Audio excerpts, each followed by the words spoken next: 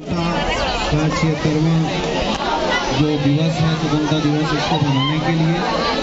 पिछले 1-2 वर्षों से कोरोना काल के कारण ये कार्यक्रम इतना बृहद रूप में आयोजन इसका नहीं हो पा रहा था, क्योंकि कोरोना जैसी महामारी हमारे देश में क्या पूरे विश्व में छाई हुई थी। लेकिन विभिन्न नियमों का पालन करते हुए आज हम उस महामारी रूपी जो विभीषिका थी, जिसका अनुभव हम सभी को है, चाहे बड़े हों, बुजुर्ग हों, बच्चे हों, आसपास के क्षेत्रों की विभिन्न घटनाओं से वो अच्छी तरीके से परिचित हैं, जो हमें एक तरीके से हमारे जीवन में एक तरीके से हमारे लिए एक संदेश भी है कि भविष्य में भी हमको विभिन्न जो इस तरीके की अगर कोई समस्या आती है तो हम कैसे उससे निपट सकते हैं, इससे हमें आगाह भी कराया है इसने और हमें सचेत भी करा दिया है। इसलिए यद्यपि कहीं कहीं आ रही है ये समस्या, फिर एक मंकी पॉक्स उसका भी नाम कभी आता है, लेकिन हमें अपने जीवन में अब काफ़ी सचेत हो करके आगे बढ़ना है, अपने स्वास्थ्य के प्रति, अपने परिवार के स्वास्थ्य के प्रति, अपने समाज के स्वास्थ्य के प्रति और अपने देश के स्वास्थ्य के प्रति, क्योंकि देश है तभी हम सभी हैं। हमारा जीवन देश से जुड़ा हुआ है, हम देश से अलग नहीं हैं, हम अपने देश के ऋणी हैं। जो कुछ भी हम अपने जीवन में शिक्षा के द्वारा या व्यवसाय के द्वारा अर्जित करते हैं, उसमें हमारे देश का बहुत बड़ा योगदान है। यदि हम इसका ध्यान नहीं रखेंगे तो निश्चित रूप से हमारे देश में फिर कुछ न कुछ ऐसी समस्याएं आएंगी जिसको झेलने के लिए हमारे जो नवीन पीढ़ी है उसको तैयार रहना पड़ेगा। हर वर्ष स्वतंत्रता दिवस और गणतंत्र दिवस का जो आयोजन किया जाता है वो इसीलिए किया जाता है कि विगत वर्षों में, विगत सदियों में तत्काल उस समय जो लोग थे उनकी कुछ कमियां थी, आपसी मतभेद या जो भी कारण थे, जिसके कारण हमारे देश पर कुछ आर्थिक जो शक्तियां विदेशी थी वो आकर के राजनीतिक शक्ति के रूप में स्थापित हो गई थी।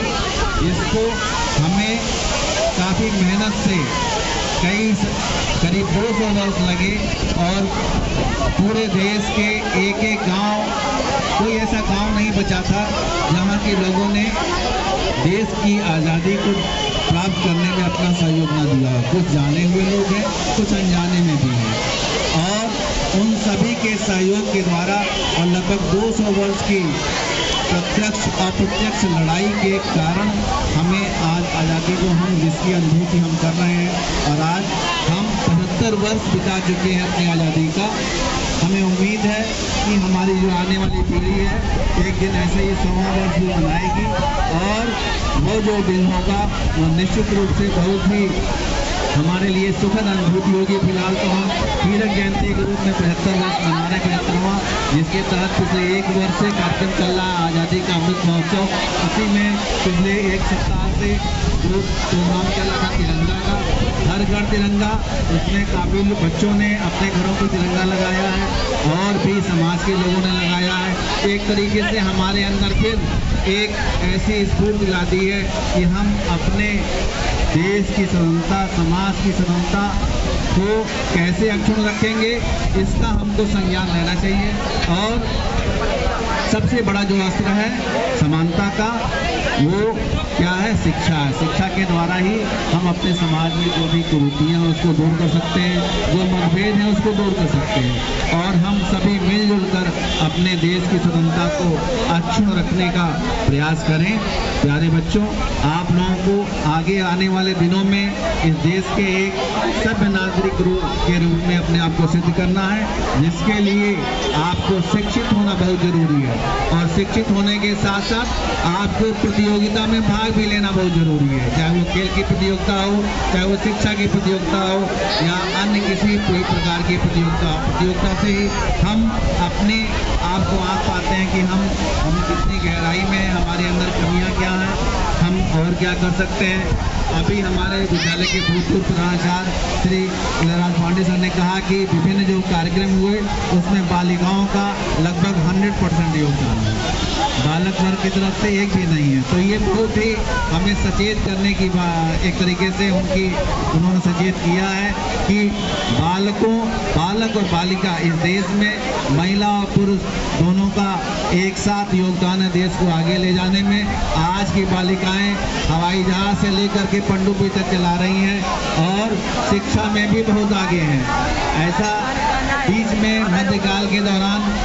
बालिकाओं की शिक्षा पर कुछ कुठाराघात हुआ था, लेकिन वर्तमान में आज़ादी के बाद पुनः हमारी जो बालिका वर्ग है, जो महिला का जो वर्ग है, वो पुनः विभिन्न क्षेत्रों में कंधे से कंधा मिला करके आगे बढ़ रहा है और कुछ क्षेत्रों में तो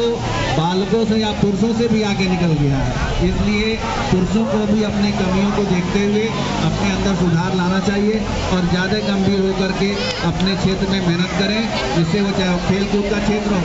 पढ़ाई का क्षेत्र हो, व्यवसाय का क्षेत्र हो, नौकरी का क्षेत्र हो या एक अच्छे नागरिक का गुण हो, उनके अंदर ये भी बातें आनी चाहिए। और विद्यालय में जो भी बातें बताई जाती हैं आप उनका चर्चा अगर पालन करेंगे तो निश्चित रूप से हमारे देश के एक सभ्य नागरिक के रूप में आप अपने आप को स्थापित कर पाएंगे और समाज तभी आपको सम्मान देगा, तभी आपको पहचानेगा। एक बार पुनः मैं विद्यालय में आज